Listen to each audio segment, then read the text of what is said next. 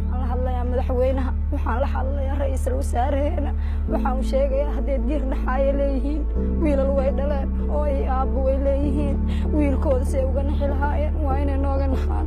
waa 8 sano ay u xirayaan walaalkay la dhasho waa 8 sano u xirayaan mar walba wuxuu dhahaa dhibaato ay ugu haysato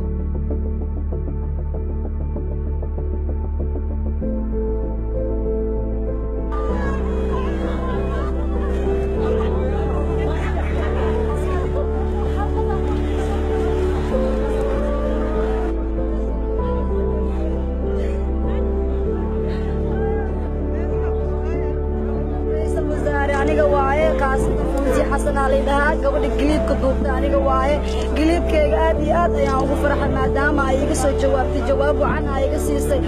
aad aan ugu mahadcelinayaa dhammaan madaxda Soomaaliya aad ayaan